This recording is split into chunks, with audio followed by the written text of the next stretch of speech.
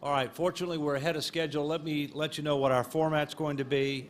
We're going to first hear from Dr. Christine Cassel, who's the former chair of the Committee on Care at the End of Life. She's going to provide an executive summary of that report and what's happened, subsequent to that report's issuance with regard to its recommendations. We'll then have an opportunity to have some interaction. The committee members will have an opportunity to have some interaction with Dr. Cassel. And then after that, we will then change to Dr. Pamela Hines, who's also a member of our committee, but she was previously chair of the When Children Die report that was issued, I believe, in 2003. Of course, the Approaching Death report was 1997.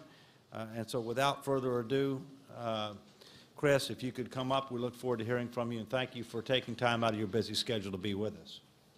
Well, thank you, David.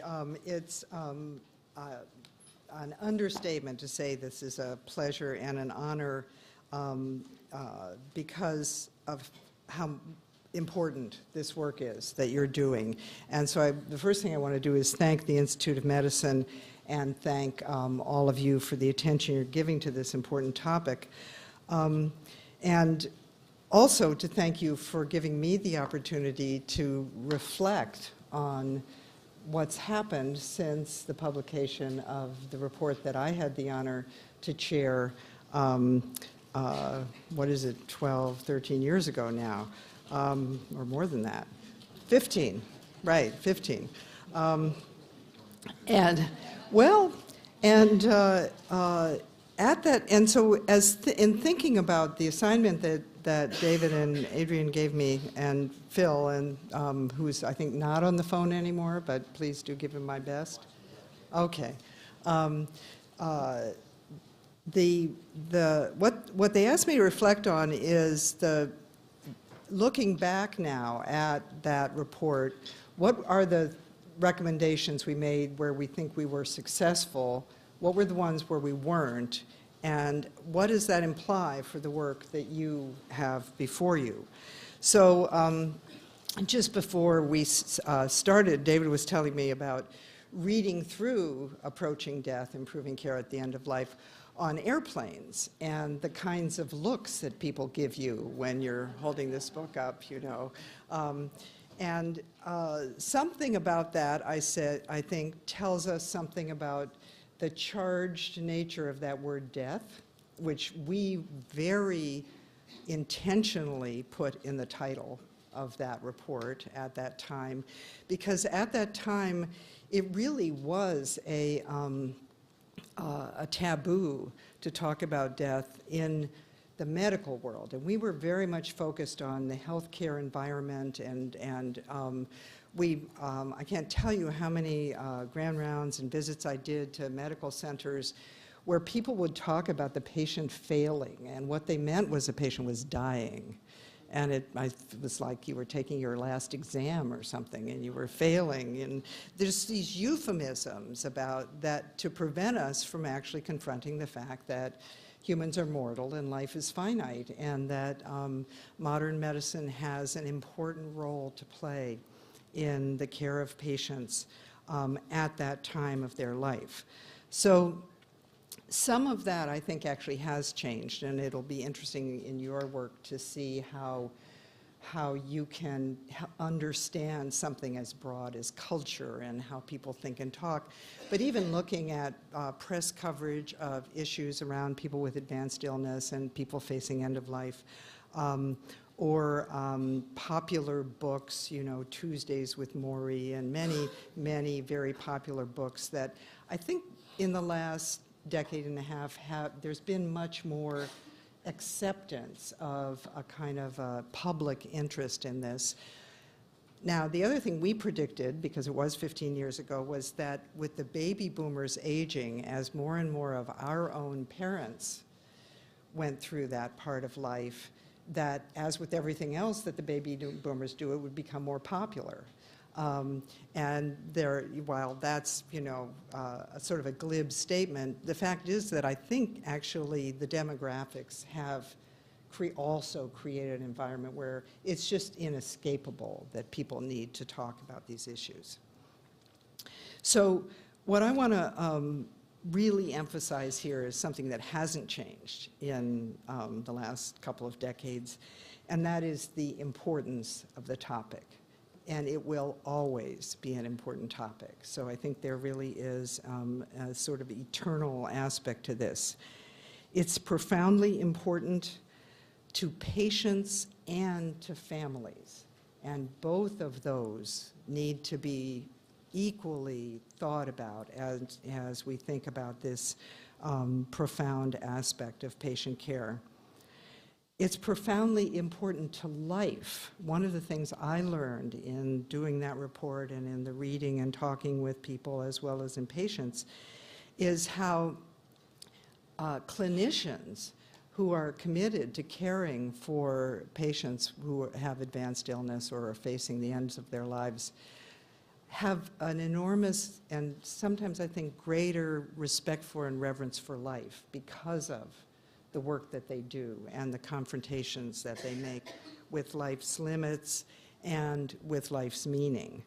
And so I urge us to think of this as a topic that is profoundly important to patients and families, but also important to everyone in our society, and especially for those of us who are in the world of patient care.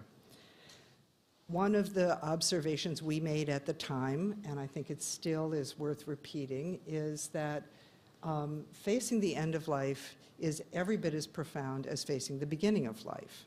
And when we look at how medical care trains people and creates environments for birth, it's all about recognizing the miracle of it and the human meaning of it and making it humane and making it patient-centered and all of those kinds of things.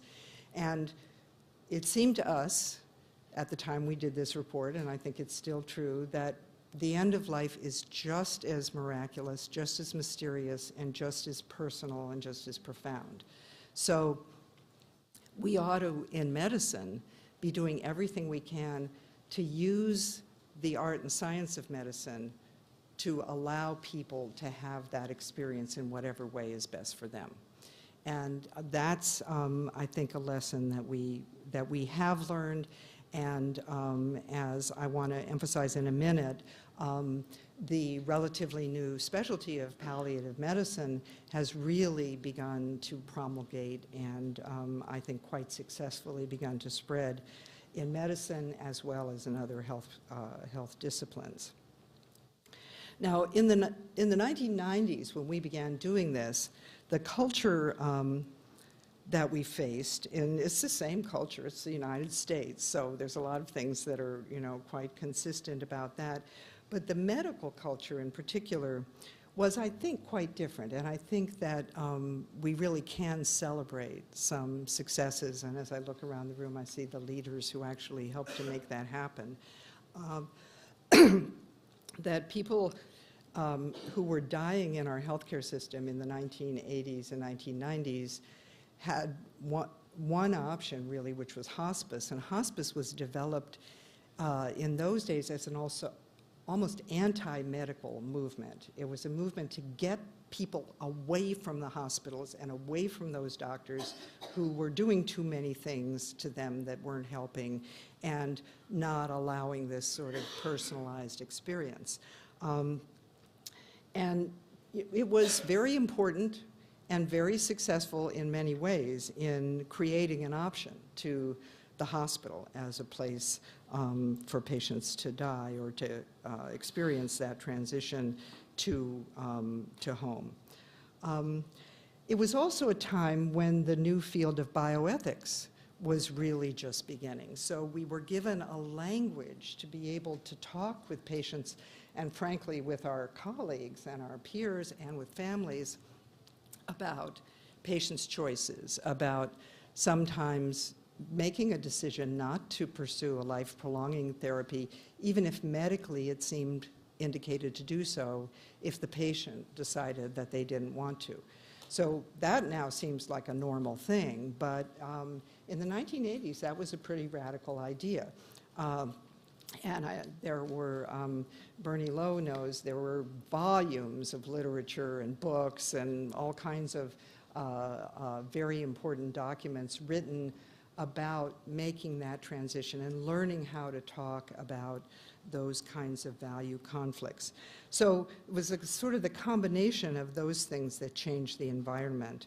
And then I think we began our work at a time where there was increasing awareness of the problem of pain and untreated pain, and much of what the focus was about the problem of patients suffering from untreated pain because of confused ideas about the use of narcotics, about risk of addiction, and about the discomfort or, frankly, ignorance of many healthcare professionals about how to adequately treat pain. One of the things that I learned from colleagues in palliative care at the time was the much broader spectrum of symptoms that cause suffering and distress in patients who are facing advanced illness, and how almost all of those are equally amenable to treatment of one sort or another. And so that expansion of the notion that this isn't just about narcotics, as important as treatment of pain is, but it is about a wide range of very important clinical knowledge, as well as the sort of pastoral care and counseling and advanced directives and working with families that goes along with it. It's a lot more than that. It's both medicine and it's also what you might call the art or the caring aspect.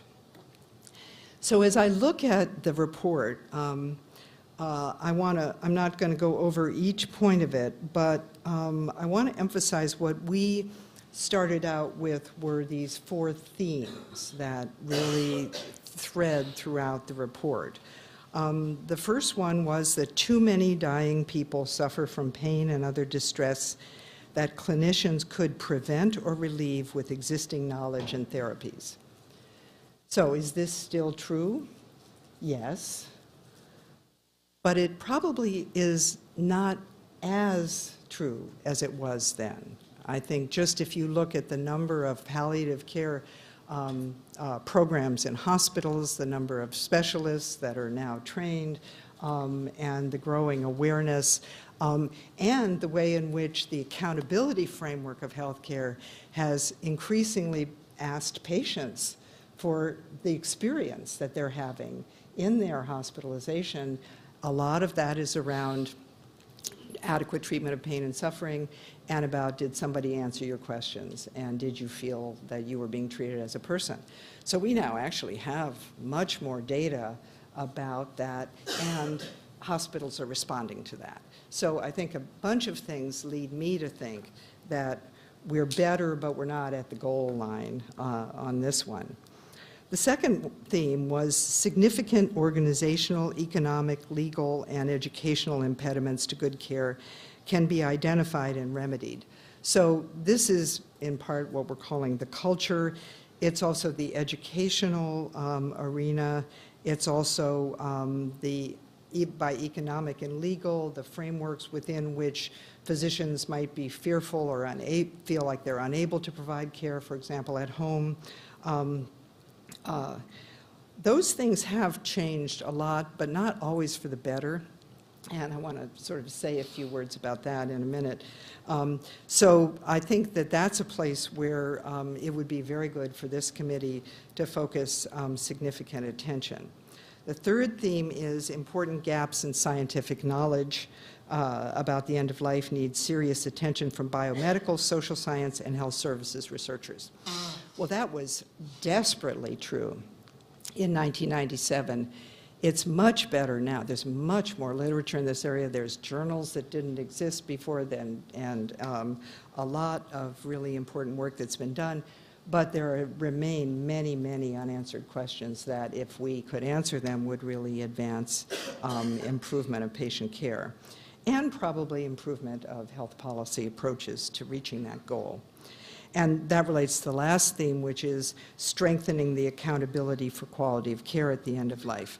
So that was, if you think about it, in 1997, just the beginning of this explosion of interest in accountability and measuring quality and making information available to clinicians as well as to patients to improve care. I think we've made, that was even before the National Quality Forum existed, actually. I think we have a real progress to celebrate in that area, but as you know, measuring quality in this arena in particular has a number of important challenges that we need to sort of understand. So with those themes in mind, we developed principles, and you are probably talking about doing the same thing. I'm not going to review those, but I do want to focus on a couple of the recommendations and some thoughts about the degree to which people, the field and the culture has advanced in responding to these recommendations. The first one is, and this one I think is just a wonderful statement. I thank Marilyn Field, who was the lead IOM staff person who helped to write this.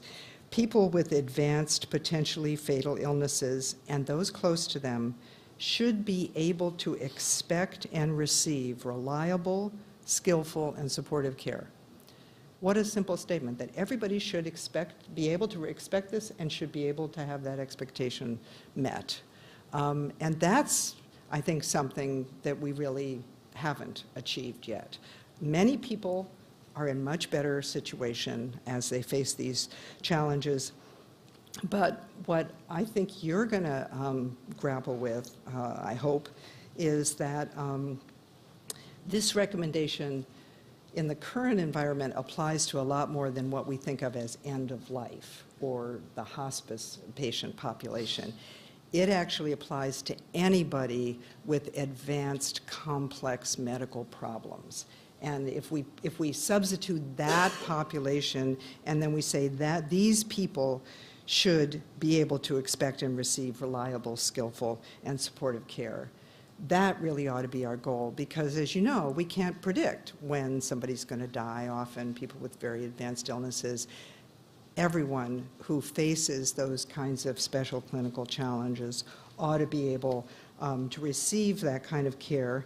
And I think that the ACA has real promises as we look at incentives for care coordination to help achieve that goal. So this committee is meeting at a very timely moment in terms of our healthcare system.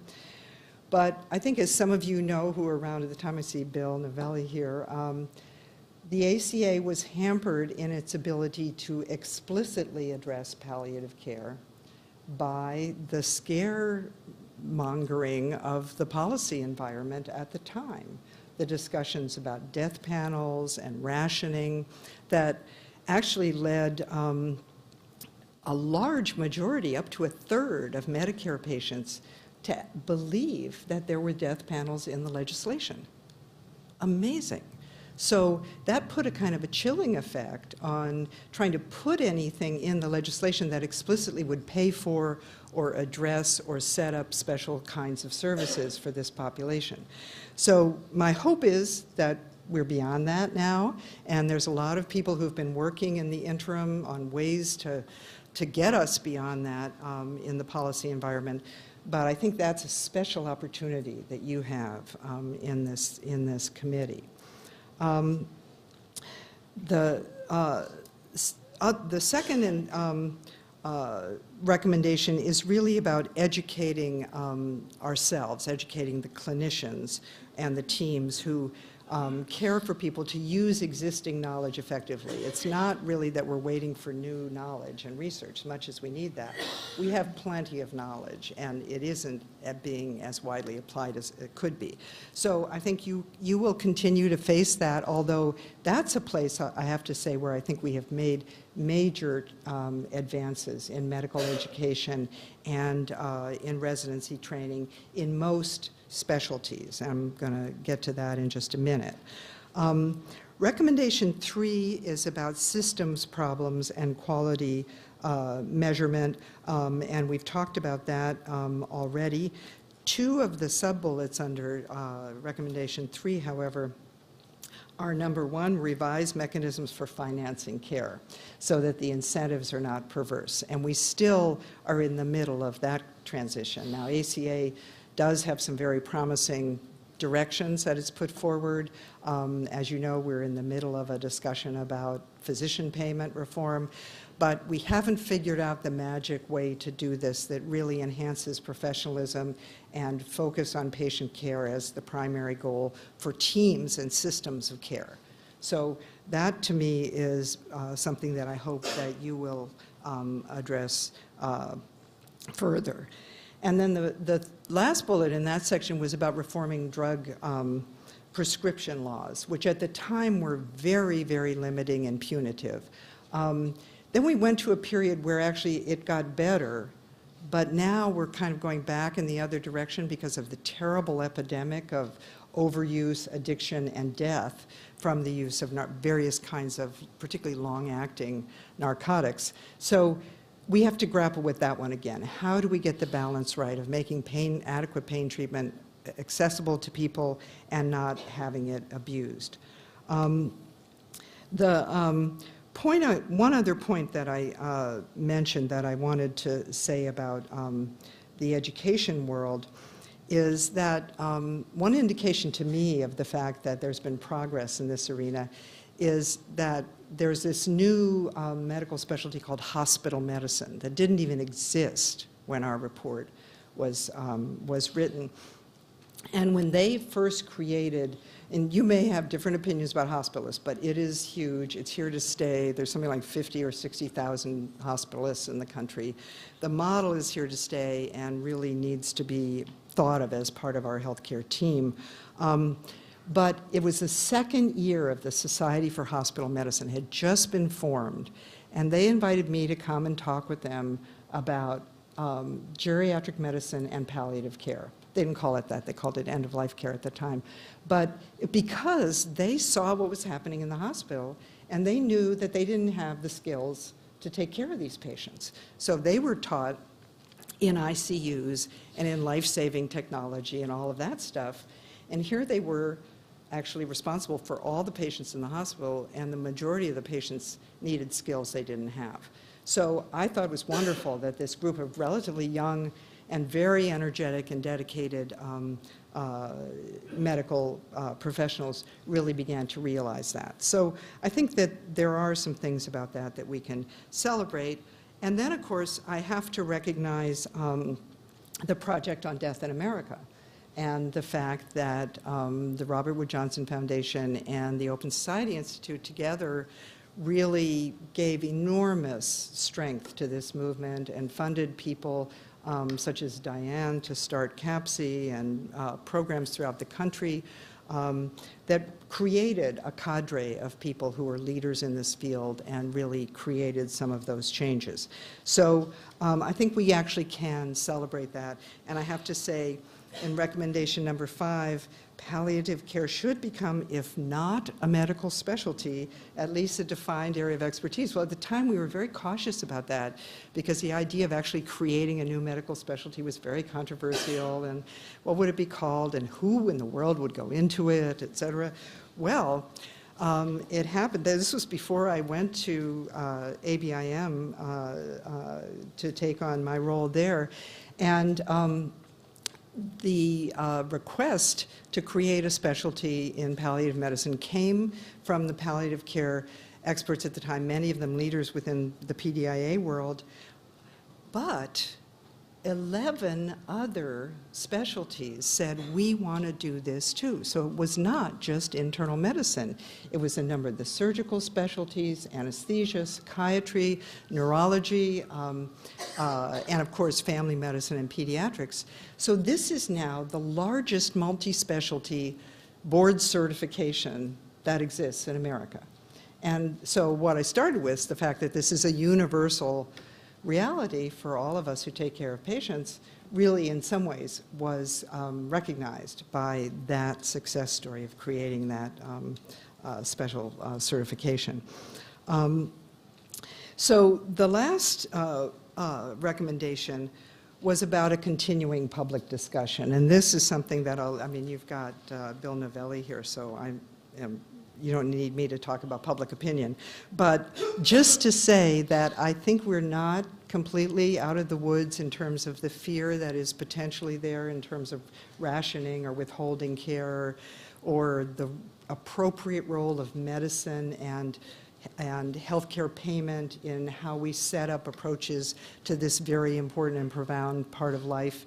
And so I really hope that you can have a deep and important discussion about where we've come from, 1997, and how we get to a place in the future where we really are recognizing this as a regular part of medical care and medical services. So I just want to end there and thank the Institute of Medicine for supporting this work, for really ongoing work that's necessary for each of us, actually, so that every single person in this room and every single person in this country should be able to expect and to receive good palliative care when we need it. Thank you.